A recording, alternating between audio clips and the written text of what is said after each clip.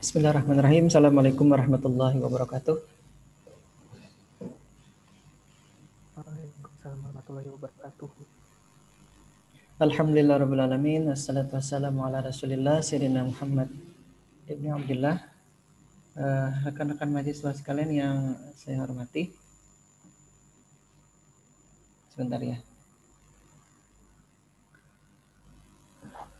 Puji syukur kehadirat Allah Subhanahu wa taala, pada kesempatan pagi hari ini kita bisa bertemu kembali di mata kuliah tren penelitian bidang ilmu komputer. Mohon maaf tadi ada keterlambatan mungkin informasi Zoom ID yang baru. Apakah sudah ada sebelumnya dari Prodi menginformasikan Zoom ID yang sekarang ini? Baru aja Pak tadi. Baru ya, baru tadi saya ke Siska ya, Siska Minati ya. Iya Pak. Ya Alhamdulillah. Saya mohon maaf karena saya pikir kemarin Prodi sudah menginformasikan tentang perubahan ini. Jadi ID yang lama katanya diganti. Termasuk nanti yang pemrograman robotika itu akan ada perubahan dan penyesuaian ID yang baru juga. Jadi tadi saya tunggu di Zoom ini kok tidak ada yang login. Biasanya kan banyak kawan-kawan yang sudah rajin login sebelum saya login. Tapi ternyata tidak ada. Saya kebetulan ingat ada si Siska, jadi saya coba kontak ke Siska tadi nomor ID yang barunya. Baik, kita sudah sampai pertemuan ke-6 ya hari ini ya. Hari ini tanggal 15 Oktober atau tanggal berapa hari ini? Tanggal 28 Safar kalau tidak salah ya. 1442 Hijriah. Baik, saya coba share screen sebentar.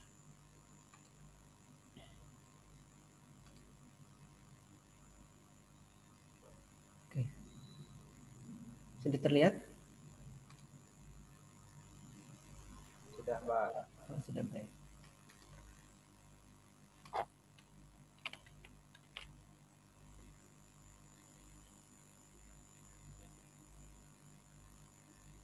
Sudah ya.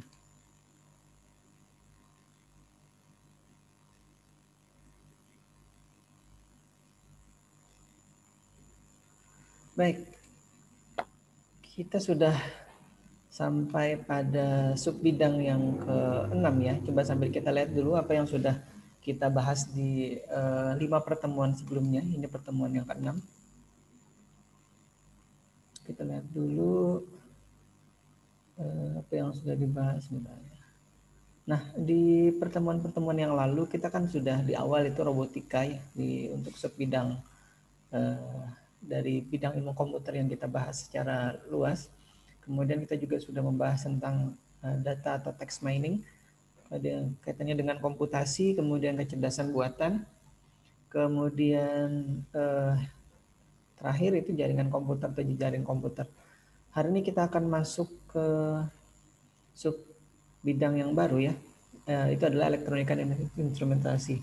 Nah, elektronika dan instrumentasi ini mungkin memang waktu saya di UGM kemarin itu ada pembagian-pembagian lagi ya untuk laboratoriumnya itu. Salah satunya adalah elektronika dan instrumentasi. Di UGM sendiri itu punya prodi sendiri untuk elektronika dan instrumentasi ini. Mereka sebut biasanya ELINS gitu ya, nama kerennya itu. Dari sejak tahun berapa ya, 90 berapa itu atau 80 berapa itu prodi ini sudah memang ada di UGM. Dan di kampus lain mungkin tidak semuanya ada ya, kecuali di fakultas teknik tertentu mungkin ada yang prodinya elektronika ataupun elektro. Termasuk saya sendiri juga dulu waktu di S1 di Jogja, di UNY dulu jurusan saya adalah teknik elektro, pendidikan teknik elektro ya, tapi konsentrasinya adalah teknologi sistem komputer. Jadi di dalam teknik elektro itu ada elektronika komunikasi, dulu ada sistem kendali, kemudian ada instalasi listrik, kemudian ada mesin listrik, dan ada apa tadi? Sistem kendali, teknologi sistem komputer. Ada 5 kalau tidak salah dulu. Jadi jurusan saya pendidikan teknik elektro, kemudian konsentrasinya adalah teknologi sistem komputer. Kalau sekarang teknik komputer gitu ya kalau ininya di jurusan di kampus tertentu tuh, atau sistem komputer. Jadi pelajaran komputernya itu memang banyak mengarah kepada hardware-nya. Jadi bukan, kalau teknik informatika seperti kita kan itu banyak ke apa namanya, ke softwarenya atau perangkat lunaknya. Tapi tidak menutup kemungkinan kita juga belajar semuanya kan. Jaringannya belajar, kemudian softwarenya belajar, hardware yang kaitannya dengan ini juga belajar. Baik, sebentar ya, kita lanjutkan. Nah, apa itu elektronika dan instrumentasi ya? Mungkin sekilas rekan-rekan sudah bisa menebak gitu kaitannya dengan elektronika dan instrumentasi ini. Jadi kalau perangkat yang kita gunakan sekarang, mohon maaf, itu adalah sebuah perangkat elektronika yang di dalamnya itu ada komponen-komponen elektronikanya. Jadi kalau kami dulu di sekolah menengah kejuruan atau di STM ya kalau dulu ya namanya ya, itu belajar elektronika ini belajar dari komponen-komponennya, dari resistor, transistor, kapasitor dan lain-lain sampai membuat rangkaian elektronikanya sampai nanti mencoba memperbaiki kalau ada kerusakan di apa namanya, perangkat elektronika seperti televisi, radio, tape recorder gitu ya dan sejenisnya. Nah, kalau misalkan yang sekarang itu mungkin sudah tidak terlalu ini ya. Saya tidak tahu apakah jurusan ini masih ada di sekolah saya yang dulu. Dulu jurusannya elektronika komunikasi dulu.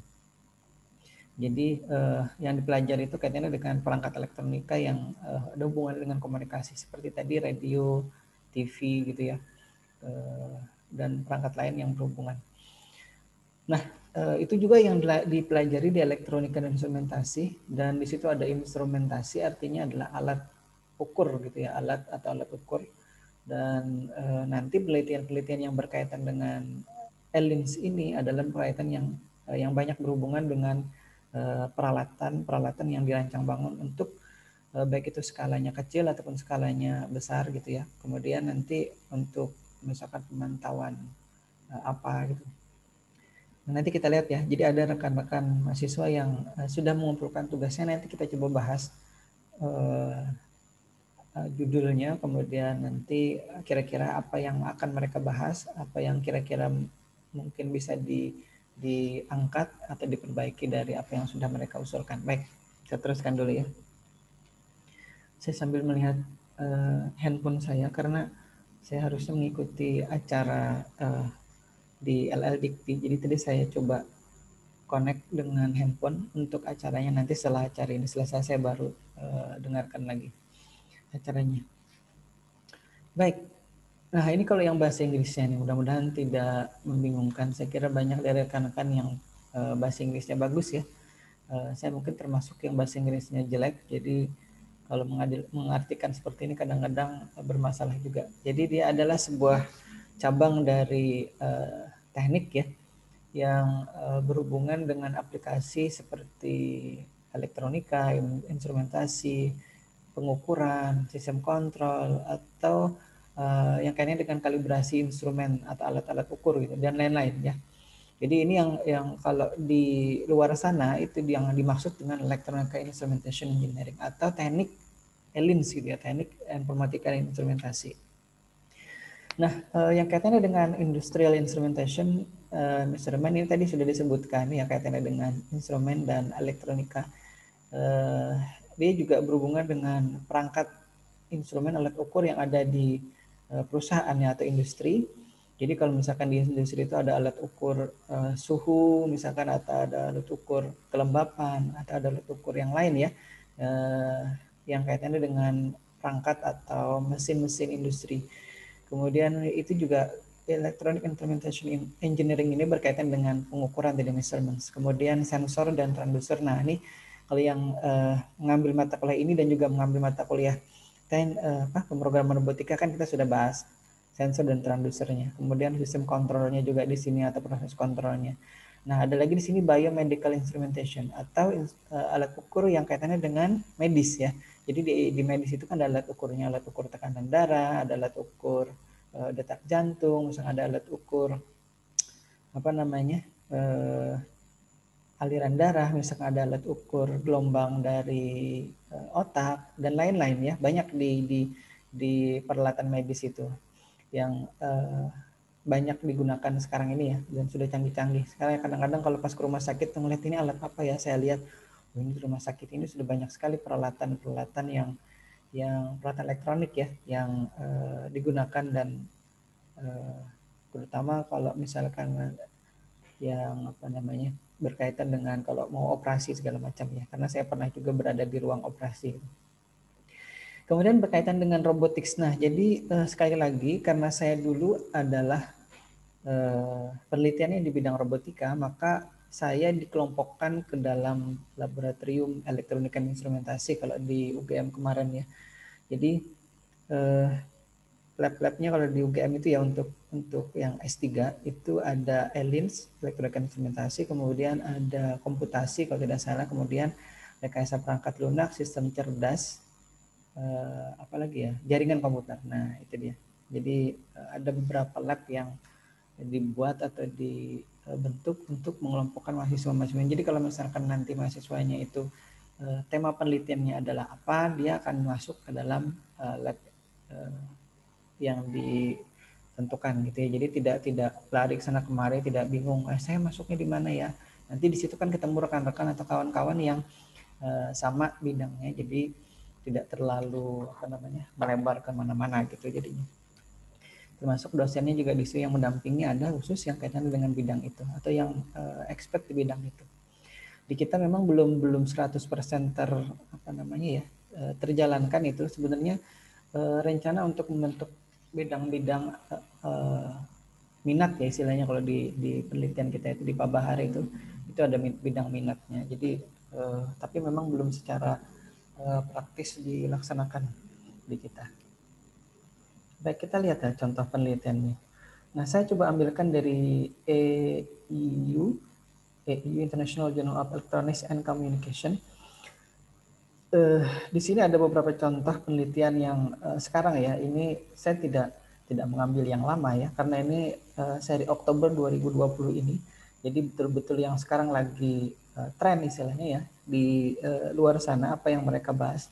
Tapi jangan berpikir saya paham semuanya tentang apa yang ada di judul ini ya. Dan yang saya ingat hanya MOSFET-nya saja, itu adalah salah satu transistor yang digunakan di dalam rangkaian atau bidang elektronika. Tapi saya pun tidak terlalu paham ini. Judulnya An Insight to Interpreted Inversion Using Power MOSFET Model for Ultra Deep Submicron Digital CMOS Technologies. Nah, jadi entah apa yang dilakukan dalam penelitian ini nanti bisa dicoba telusuri ya judul ini, kemudian dilihat, karena ini sebenarnya kenapa saya tidak bisa menjelaskan lebih detail secara dari apa yang ada di judul ini, karena pada saat saya mau mengunduh papernya, ini adalah jenis paper atau jurnal yang papernya itu harus kita bayar untuk kita bisa baca. Jadi ini saya lihat bayarnya cukup mahal, jadi rasanya saya tidak sanggup untuk hanya membeli satu paper ini. Akhirnya saya hanya memperlihatkan saja nih contohnya, makanya tadi saya mohon maaf kalau misalkan saya tidak bisa menjelaskan apa yang oleh peneliti yang mengangkat judul ini lakukan di penelitiannya. Baik, ini juga termasuk yang kaitannya dengan elektronika ya, the implementation of triple value memory cell based carbon nanotube field effect transistor. Field effect transistor ini sama seperti di atas ya, MOSFET itu. FET-nya itu singkatan dari field effect transistor, atau kalau dulu kami menyebutnya transistor efek medan gitu ya. Jadi agak-agak aneh juga sih kalau waktu sekolah atau kuliah di S1 dulu menerjemahkan istilah-istilah bahasa Inggris ke dalam bahasa Indonesia. Jadi dua ini sama-sama kaitannya dengan MOSFET ya, atau transistor FET tadi itu.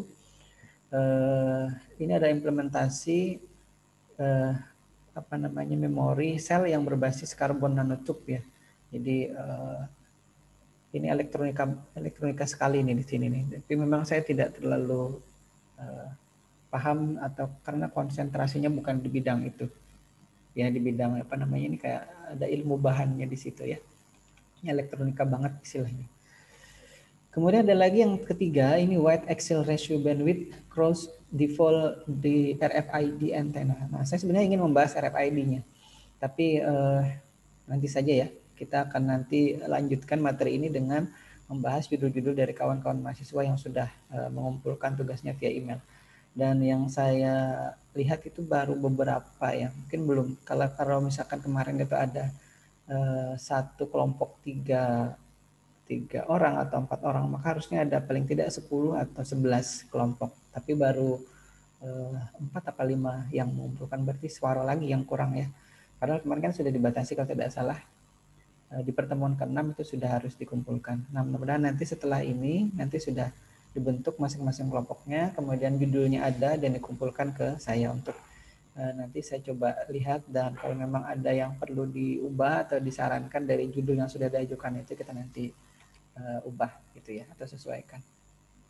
Nah, kita lihat lagi yang berikutnya. Nah, ini ada dari International Journal of Electrical and Computer Engineering. Jadi ini elektronika ya.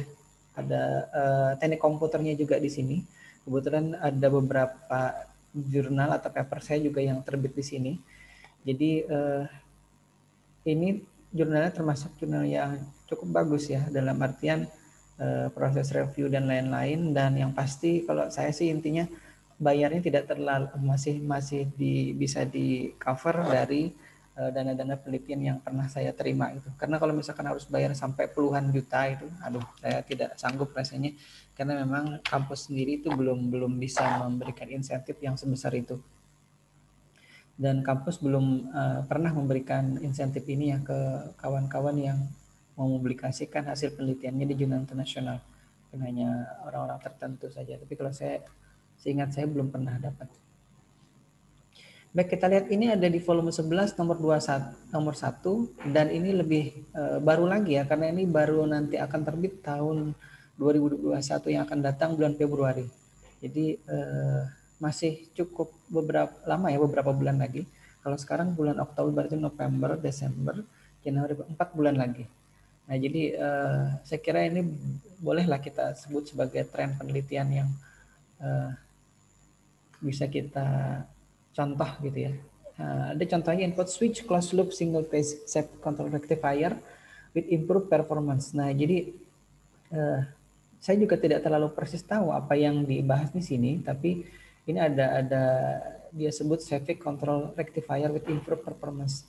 Jadi kalau misalkan kita membaca sebuah judul penelitian, maka kita lihat yang ditekankan di situ apanya ya. Jadi kalau kawan-kawan atau rekan-rekan mahasiswa juga nanti membuat judul penelitian atau melakukan penelitian kemudian menentukan judul atau tema tertentu, maka tema itu harus menggambarkan apa yang kita kerjakan gitu ya. Jadi kalau bisa sih secara spesifik, oh judulnya ini, berarti orang sudah bisa melihat oh dia hanya membahasnya tentang ini, atau spesifiknya ke bagian mananya saja gitu. Jadi tidak melebar terlalu jauh gitu. Baik, ada lagi analysis of sub-threshold swing in junctionless double gate MOSFET using track high key gate oxide. Nah, jadi sama seperti tadi ya. Jadi ini kaitannya dengan komponen elektronika MOSFET ini. Entah apa yang dilakukan. Kalau di sini analisis ini hanya sekedar analisis sub-threshold swing ya. Jadi ini analisis kaitannya dengan MOSFET tadi ya, mirip seperti tadi. Nah, ini yang ketiga, FPGA based synchronous multi-channel VWM generator for humanoid robot ya. Jadi ini adalah kaitannya dengan robotika, robot manusia, robot humanoid gitu ya. FPGA ini kalau tidak salah sempat kita bahas dulu apa itu FPGA, nanti bisa dilihat ini salah satu perangkat yang digunakan untuk mengendalikan robot dan perangkat lainnya ya. Jadi dia chip yang bisa diprogram gerbang-gerbang di dalamnya, FPGA. PWM saya kira juga sudah barusan kemarin hari Selasa ya kita singgung lagi di pemrograman robotikanya. Apa itu PWM? Pulse width modulation gitu ya. Jadi itu digunakan untuk menentukan kecepatan putar sebuah motor DC gitu ya, atau motor AC. Nah, kalau kita kebetulan motornya kan motor DC, motor yang menggunakan tegangan baterai ya, bukan tegangan listrik AC 220. Baik, kita lihat lagi. Tadi sumbernya sudah saya sebutkan juga di situ. Nanti kalau ada yang penasaran,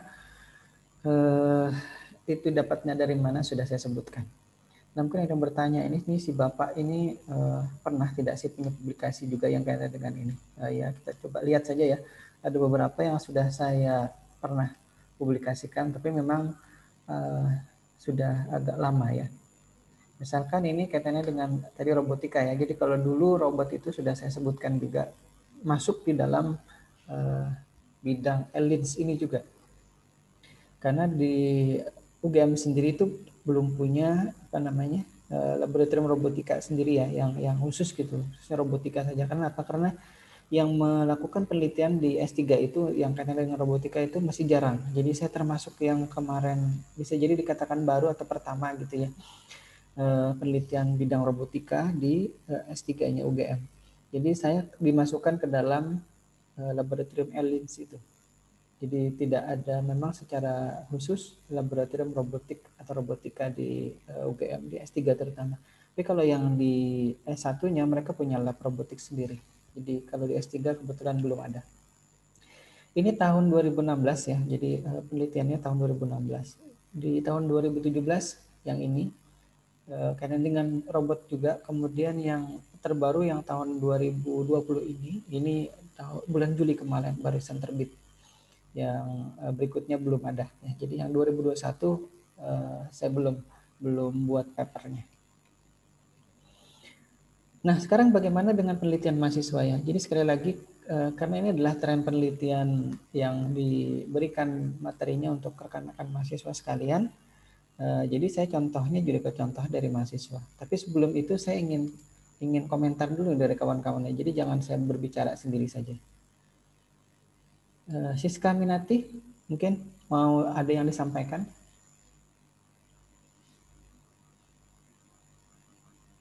Siska? Mana Siskanya? Nggak ada, Pak. Oh, belum ada. Baik, yang lain mungkin Hendra atau si Teddy? Nggak ada Belum, juga, Pak. Belum ada ya. Apa yang disampaikan tadi sudah cukup bisa ditangkap ya isinya ya? Iya, Pak. Baik. Gusman mungkin? Belum, Pak. Oh, belum. Baik. Kita lanjutkan dulu ya. Nah, kita lihat sekarang penelitian yang dilakukan oleh mahasiswa kaitannya dengan program kreativitas mahasiswa. Jadi saya sekali lagi memotivasi secara penuh rekan-rekan mahasiswa yang mengambil mata kuliah ini agar bisa membuat usulan ini. Nanti mudah-mudahan sempat ya kita ajukan. Saya kurang tahu apakah sudah dibuka atau belum. Nanti saya coba cari tahu dulu. Mudah-mudahan nanti usulannya dibuka, kemudian kita bisa ajukan ya. Harapannya sih bisa cepat, makanya saya kemarin itu minta judulnya coba dibuat gitu. Jadi kalau misalkan tidak diajukan di tahun ini, mungkin tahun depan kita ajukan. Tapi terlalu telat kalau baru tahun depan kita ajukan. Mudah-mudahan nanti minggu depan itu sudah ada paling tidak draft proposalnya yang kita bisa nanti bahas sama-sama. Minggu depan itu pertemuan ke berapa? Ke-7 ya. Nah, karena pertemuan ke-8-nya kan UTS biasanya. Baik, kita lihat dulu. Ini adalah contoh. Ini ada langsung dua judul saya dapatkan. Jadi kalau misalkan men-search di tabel judul-judul pendanaan PKM 5 bidang di tahun 2020 atau nanti di tahun-tahun berikutnya, itu kata kunci yang saya pakai atau gunakan untuk mencarinya adalah kata-katanya alat gitu. Jadi kalau misalkan search di PDF filenya, maka alat kita enter gitu, kemudian nanti ada beberapa yang keluar kalau memang ada judul-judul. Jadi saya kira dari sekian ribu judul ini itu memang banyak yang menyentuh atau berkaitan dengan elektronika juga ya. Kalau kita lihat kemarin kan hampir di semua bidang yang sudah kita bahas di awal itu ada semua. Nah, makanya kawan-kawan yang mengambil mata kuliah ini kan diperkenalkan bagaimana judul-judul yang oleh orang-orang di luar sana, mahasiswa-mahasiswa di luar sana itu atau peneliti-peneliti di luar sana itu sudah angkat gitu. Jadi jangan hanya terbaku pada judul-judul yang ada di tempat kita saja. Coba lihat ke luar sana gitu. Nah, termasuk ini, misalkan alat pemantau dan perencana biaya konsumsi listrik rumah tangga berbasis IoT. Nah, jadi kalau misalkan ini ini kan ada elektronikanya ya di situ, bahkan ada IoT-nya bahkan di situ. Jadi alat yang memantau dan perencana biaya konsumsi listrik. Jadi kalau misalkan mungkin di rumah itu ya, pemakaian bisa jadi saya kurang tahu apakah sudah menggunakan sistem cerdas atau tidak, tapi tampaknya hanya untuk digunakan memantau saja. Jadi berapa listrik yang sudah terpakai misalkan gitu ya, kemudian berapa pemakaian setiap harinya untuk berikutnya itu bisa direncanakan. Oh kalau dari tanggal 1 sampai tanggal 30 misalkan pemakaian bulan ini adalah sekian 100 kWh, maka bisa jadi untuk bulan ke depan juga akan sama, mungkin bisa ditambahkan sedikit misalkan gitu ya dari apa yang sudah digunakan di bulan yang lalu misalkan seperti itu. Itu bisa jadi seperti itu. Akhirnya kan kita tidak tahu persis apa yang ada di dalam proposalnya, tapi kita hanya melihat. Tapi sudah cukup jelas saya kira apa yang ada di judul ini ya. Jadi orang membacanya sudah oh ya, tidak bertanya-tanya yang terlalu ekstrim lagi. Berikutnya atap permanen energi listrik beriklim tropis berbasis alloy piezoelectric solar cell sebagai energi cadangan skala rumah tangga. Jadi ini bagus juga ya, karena di dalam sistem listrik menggunakan solar cell atau panel surya ini, itu ada perangkat elektroniknya yang kemudian nanti bisa mengontrol kapan harus ngecas baterai, kapan harus memutus hubungan antara solar cell-nya ke baterainya. Jadi ada nanti namanya solar cell controller gitu ya. Jadi ya, elektronikanya ada di situ. Jadi di sini dia membuat atap yang digunakan adalah solar cell piezoelectric. Nah, nanti mungkin kalau kawan-kawan yang juga ingin mengangkat kaitannya dengan ini itu bagus ya. Jadi misalkan kalau yang saya ingin lakukan sebenarnya gini, mungkin ide ya. Mungkin kalau kawan-kawan yang nanti belum punya judul itu bisa mengambil judul ini. Jadi yang terpikir oleh saya adalah pengolah air wudhu otomatis, nanti sistem filternya, kemudian sistem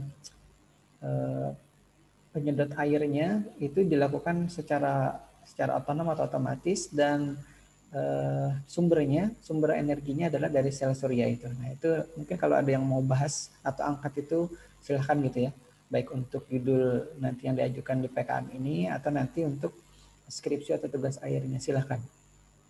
Jadi kalau di masjid gitu ya atau musola gitu, biasanya kan kalau setiap sholat itu kan banyak yang berwudu. Nah air wudunya itu kadang-kadang kan terbuang begitu saja tuh. Nah bagaimana kalau misalkan airnya itu ditampung di tempat tertentu, kemudian disedot gitu ya, atau dipompa, kemudian dilakukan filtering, air yang tadi sudah mungkin bercampur dengan kotoran pasir dan lain-lain difilter sehingga air itu bisa digunakan kembali untuk misalkan kamar mandi atau toilet gitu ya. Jadi tidak kita gunakan untuk berwudu lagi sebenarnya, tapi keperluan yang lain gitu ya. Atau misalkan digunakan untuk menyiram tanaman misalkan. Nah, kurang lebih seperti itu ya. Nah, itu mungkin ide yang saya terpikir oleh saya kaitannya dengan itu tadi solar cell. Ini dari ITS ya, PKM KC. Kita lihat lagi dua judul berikutnya, ini dari ITS juga masih ITS Surabaya ya. Sunnyworm, alat penghangat untuk kebutuhan pangan tanggap darurat bencana dengan metode vakum tube berbasis nano absorber layer dan photovoltaik. Nah, ini juga alat ya, jadi ada mungkin perangkat elektronikanya di situ yang kemudian digunakan untuk menghangatkan kebutuhan pangan. Kebutuhan pangan itu apa ya? Makanan mungkin ya maksudnya. Jadi kalau misalkan di dalam keadaan bencana gitu, kemudian listriknya tidak ada, maka dengan model alat yang diajukan ini itu bisa digunakan sebagai perangkat penghangat makanan gitu ya. Bisa jadi seperti itu yang dimaksud ya. Kita tidak tahu persis, sekali lagi. Jadi kita hanya mereka-reka saja apa yang ada di judul ini. Kemudian berikutnya ada teorema. Nah, dia menyamakannya teorema. Nah, itu nanti kita bahas ya di judul-judul kawan-kawan. Kemarin saya sudah sempat diskusi sedikit dengan kawan-kawan yang sudah mengajukan judul. 3-in-1 rice filter mesin. Jadi ini alat untuk memfilter beras ya, rice itu beras ya. 3-in-1 alat untuk meningkatkan efisiensi pengolahan beras siap konsumsi. Jadi mungkin kalau misalkan ada beras dan ada kotoran yang menyertainya, misalkan batu gitu ya, ada kulit berasnya, maka dengan mesin filter yang 3-in-1 yang dimaksud di dalam alat atau judul ini, itu bisa lebih bersih gitu ya berasnya. Jadi yang keluar dari mesinnya ini betul-betul beras yang siap konsumsi. Saya tidak tahu atau kita tidak tahu persis apa yang dilakukan di situ, sehingga beras yang keluar dari alat ini tinggal dimasukkan ke dalam rice cooker misalkan, sudah bagus itu. Dicuci dulu kemudian tinggal dimasak menggunakan rice cooker. Nah, ini dari ITS tadi. Kita lihat lagi. Saya cari-cari yang dari kampus di kita ya, misalkan Poliban atau Unlam itu saya tidak menemukan. Ini banyaknya dari kampus lain. Alat pendeteksi gelombang miriametrik untuk identifikasi daerah pemukiman aman sambaran petir. Nah, ini saya juga baru tahu ada namanya gelombang miriametrik yang itu digunakan untuk mendeteksi atau mengidentifikasi daerah pemukiman yang aman dari sambaran petir. Jadi mungkin kalau ada gelombang itu di daerah tertentu ya, itu yang membuat daerah itu rawan untuk disambar petir. Nah, alat ini katanya judul ini ya, mampu mendeteksi gelombang itu sehingga bisa ditentukan atau diperkirakan ya, bukan ditentukan, diperkirakan bahwa pemukiman itu akan insya Allah aman dari sambaran petir. Nah, ada lagi yang mereka sebut epoch. Epoch ini sebenarnya kalau di bahasa kecerdasan buatan di jaringan saraf neuron itu adalah iterasi ya biasanya. Epoch jam tangan cerdas untuk deteksi untuk pengemudi kendaraan bermotor dengan memanfaatkan variabilitas detak jantung. Nah, jadi kalau jam tangan cerdas sekarang itu kan intinya hanya menginformasikan detak jantungnya berapa, tekanan darahnya berapa, atau misalkan sudah tidur berapa lama, atau sudah jalan berapa jauh, sudah berapa langkah gitu. Nah itu ya. Tapi kalau misalkan untuk mendeteksi pengemudi yang mengantuk, nah ini yang baru di situ. Jadi hal-hal seperti itu yang mereka atau kawan-kawan mahasiswa di luar sana itu bahas gitu ya. Jadi nanti ini membuka wawasan juga bagi kita semua sama-sama untuk tidak hanya tadi sekali lagi melihat apa yang ada di tempat kita, tapi melihat yang keluar sana. Saya kira kawan-kawan mahasiswa sudah mulai ada gitu ya ide-ide yang kreatif gitu untuk bisa nanti diajukan di PKM ini ataupun nanti untuk judul skripsi atau tugas akhirnya. Baik, jadi kita akan coba lihat, mungkin ada yang sambil jalan ya, mungkin ada yang ditanyakan, saya sambil lihat jam dulu. Jam 9.37, mungkin masih ada sekitar 13 menitan ya. Kita coba lanjutkan dulu. Saya sampaikan di sebelumnya, itu saya meminta untuk rekan-rekan membentuk kelompok dan menentukan judul. Tapi pada saat saya terima di email itu ada yang hanya mengumpulkan judulnya saja tanpa mengumpulkan kelompoknya saja tanpa ada judul. Tapi kita lihat dulu ya apa yang sudah dikirimkan ke email saya. Dan mohon maaf kalau di slide ini mungkin yang sudah mengumpulkan tapi belum saya tampilkan. Bisa nanti disusulkan kalau yang belum ada judulnya tapi sudah ada kelompoknya. Untuk yang belum tolong atau segera membuat atau membentuk judul. Ini ada dari kelompoknya Tahtaruli, kemudian Ahmad Rais Rabial dan Tri Prasetyo. Mungkin ini di Banjarmasin ya kalau tidak salah ya. Tahtaruli. Iya Pak, dari Banjarmasin Pak. Banjarmasin ya. Raisanya hadir, Raisa? Raisa? Ada Pak. Ada. Kalau Tri Prasetyo-nya ada? Ada. Ada. Kenapa takut menjawab ada? Nah, kalau di kelas itu saya bisa ngelihat ya. Kalau sekarang saya tidak bisa lihat, hanya muncul NIM-nya saja di layar saya, tidak kelihatan wajahnya. Baik, tidak apa-apa. Ada, yang kampanye ada 4 orang. Ada Gusman ya, tadi saya lihat ada Gusman. Gusman? Hadir Pak. Hadir, alhamdulillah. Baik. Ini judulnya belum ada, apa saya yang kelewat melihat di email? Ada. Ya Pak, di paling atas Pak judulnya. Ruli, ada ya di atas ya? Saya yang lupa ya. Iya Pak. Coba disebutkan judulnya. Ini siapa tadi? Ruli, Tahta Ruli. Judulnya prototype jemuran otomatis berbasis Arduino, Pak. Mohon diulangi, saya jangan terlalu cepat. Karena di Zoom ini agak delay kalau ini. Prototype jemuran otomatis berbasis Arduino. Apa tadi prototipe apa? Mohon maaf, telinga saya agak-agak kurang. Jemuran otomatis, Pak, Oh, berbasis jemuran Arduino. otomatis. Baik, baik. Ya. Jadi jemuran otomatis, ini ada mahasiswa saya yang mengusulkan untuk skripsinya juga. Dan saya kira mungkin kawan-kawan yang di kelompok ini ya, sambil kita bahas ya. Nah, ini mohon maaf, judul usulan, harusnya usulan. Tapi salah atau kurang huruf U-nya.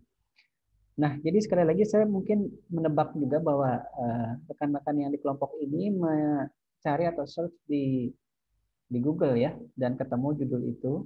Dan kebetulan saya juga sekarang sedang membimbing mahasiswa yang mengangkat tentang judul itu. Nanti saya kira perlu dibuat apa namanya ya? Apa sih kalau istilahnya itu ada kata-kata yang bisa kita nanti jadikan apa namanya ya? Bentar, saya bingung nyari kata-katanya. Jadi ada kalau misalkan kita contohkan saja ya. Jadi biar saya tidak bingung mencari contohnya. Nah, tentang ada enggak ini. Ini kelompoknya Hafiz Zulfa, Muhammad Abdurrahman, Agung Bimantoro. Nah, coba kita lihat ya. Judulnya dari kelompok Hafiz. Hafiznya ada Hafiz Zulfa. Hafiz, Hadir, Pak. Hafiz. Oh, Hafiz yang ini. Kemudian Muhammad Abdurrahman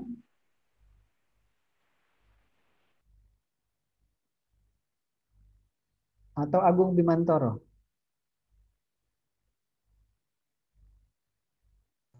Bagiannya nonton, Pak, tapi kayaknya kada mau mic-nya. Oh, ini Teddy malah yang jawab. Baik. Ada Hafiz ya di sini.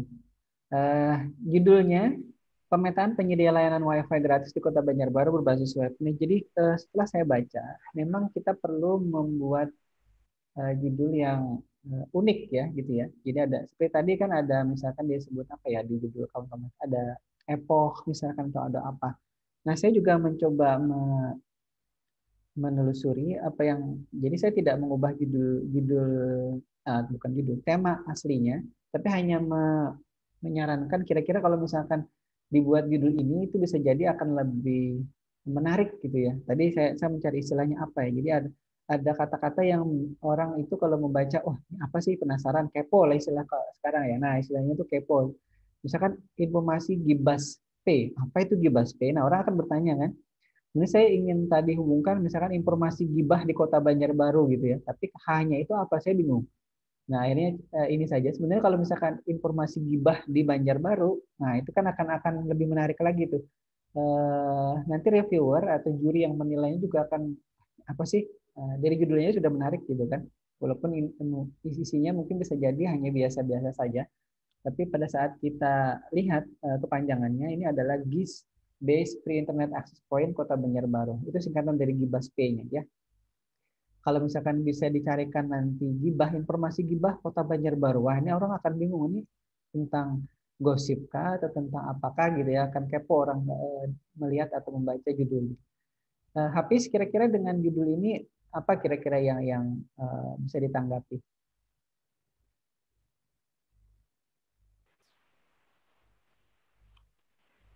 Iya, Pak.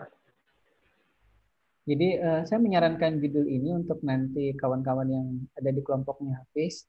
Jadi kalau nanti bisa diganti jadi gibah itu silahkan dicari ya apa yang cocok kata-katanya. Tapi sementara saya sarankan informasi Gibas P namanya GIS Base Free Internet Access Point. Jadi kalau yang saya lihat kemarin di judulnya itu kan berbasis web ya.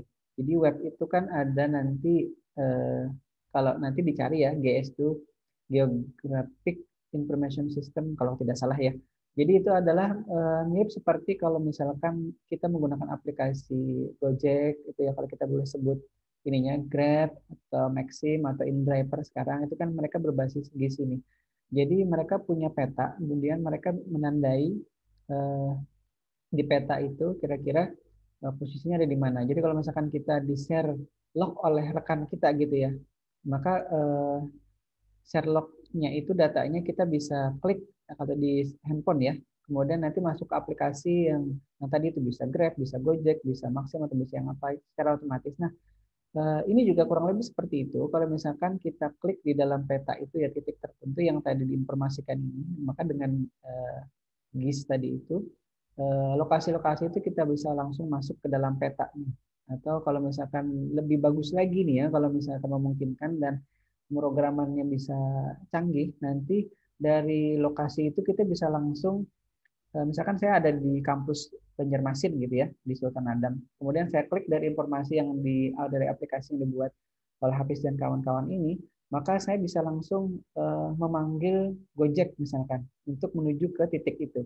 Wah, dari informasinya Hafiz dan kawan-kawan ini titik yang terdekat untuk dapat internet gratisnya ada di sini. Nah, saya tinggal klik itu, kemudian nanti apa namanya aplikasi Gojeknya muncul atau Grabnya muncul atau yang aplikasi serupa itu muncul dan saya bisa menuju ke situ dengan informasi itu ya. Bisa ditangkap ya Anu ya Hafiz ya. Kira-kira ide dari judul yang diangkat oleh Hafiz tapi sudah saya revisi dan coba kembangkan temanya. Hafiz? Iya Pak, siap Pak. Baik ya, nanti kalau lupa penjelasan yang tadi sudah saya sampaikan bisa diulangi lagi di rekaman YouTube-nya. Ini saya belum upload, nanti saya tadi mau streamingkan tapi koneksinya tampaknya tidak terlalu bagus, jadi saya rekam saja dulu sementara ini masih saya rekam tadi. Ya, coba saya lihat. Jadi saya rekam. Masih kayaknya rekam. Nah, gitu ya untuk oh ya ini ketertinggalnya pada aplikasi telepon pintar atau smartphone. Nanti ini bisa ditindaklanjuti kawan-kawan yang tadi tergabung. Kita lihat lagi kelompok yang lain. Nah, ini yang Siska Minati. Jadi saya tampilkan ini berdasarkan urutan mengumpulkannya di email saya ya. Jadi tadi mohon maaf yang pertama tadi saya mungkin saya kelewat melihat judulnya karena yang saya lihat di apa namanya di email itu hanya nama-namanya, ininya mana ya? Mungkin saya yang tidak melihat di bagian depannya. Nah, ini Siska Minati Adi, kemudian M. Arifinsah, Alif Ma'ruf Syahbana. Ini Banjarbaru ya, kalau tidak salah. Siska?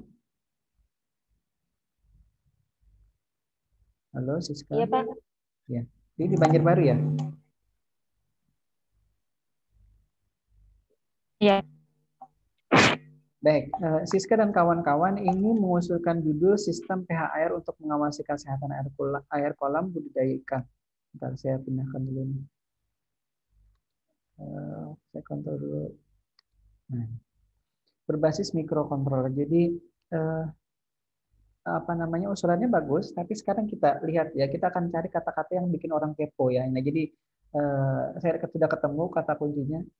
Kata-kata yang membuat orang lain kepo gitu. Kepo itu ingin tahu ya, bahasanya ada singkatannya itu kepo itu.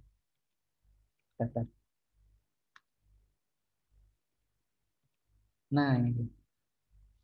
Saya kemarin sempat chat ya karena Siska menanyakan saya lewat WA, chat WA. Jadi saya juga menyarankannya kamu lewat WA. Ini untuk biar kawan-kawan yang lain juga tahu. Jadi judul yang sudah diajukan ke saya itu saya coba carikan dari kata-kata yang bisa membuat orang kepo tadi istilah kita ya. Intinya judulnya sipkan. Sipkan gitu ya. Kalau dibuat ada intonasinya sipkan. Di dalamnya adalah sistem pengawasan pH air kolam budidaya ikan gitu. Nah, jadi kelihatan gitu ya ada sesuatu yang menarik di situ dari judulnya. Sistem pengawasan pH air kolam budidaya ikan. Jadi pengawasan pH air kolam pada untuk budidaya ikan. Baru di bawah kita tulis berbasis mikrokontroler Mega 328. Jadi harus spesifik juga.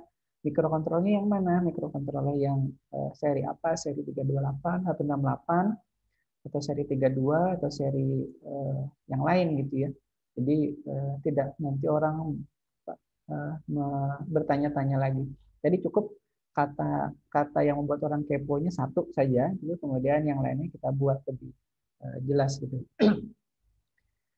Nah, tadi ya, Siska, kira-kira itu ya Siska ya, anunya, judul saran dari saya. Mungkin nanti bisa ditindaklanjuti di rekan-rekan sekelompoknya.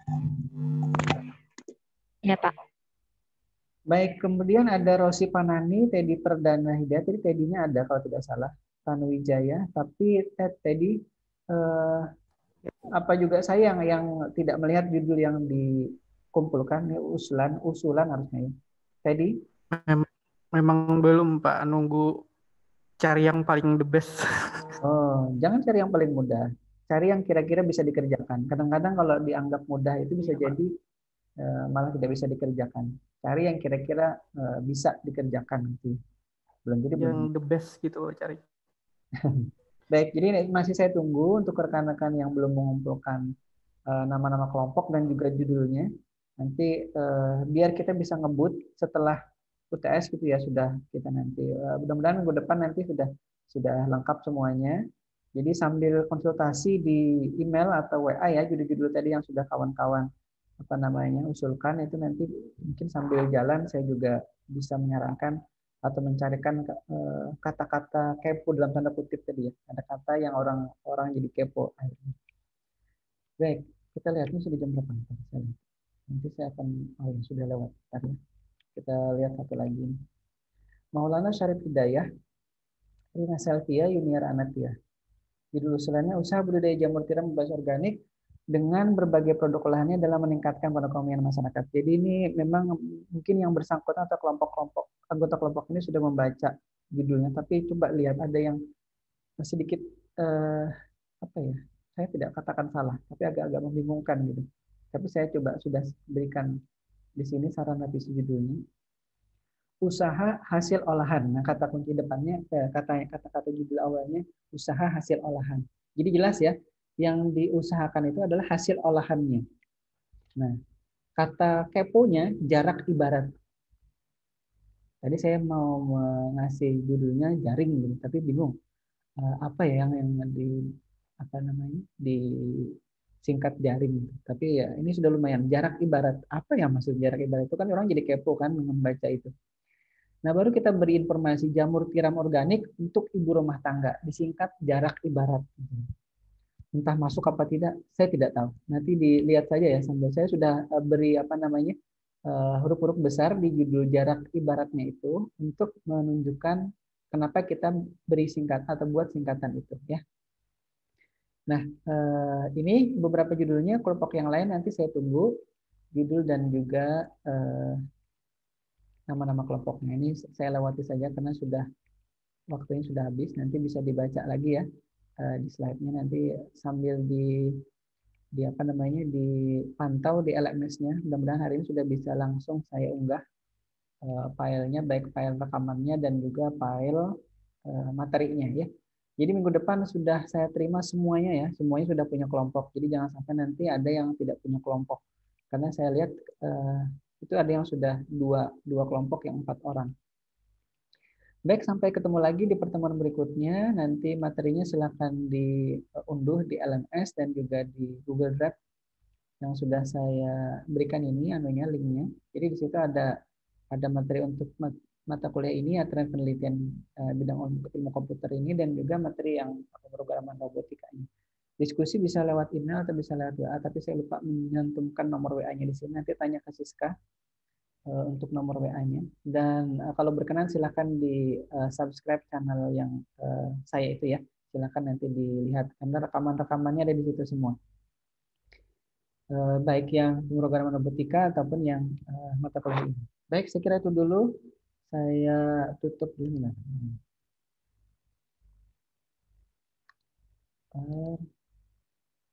Slide-nya.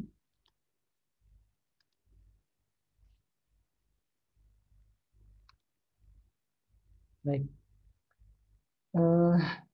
Kalau tidak ada pertanyaan, saya akhiri dulu pertemuan hari ini. Mudah-mudahan kita dipanjangkan umur, sehat walafiat. Minggu depan kita bisa berjumpa kembali di Zoom meeting yang berikutnya.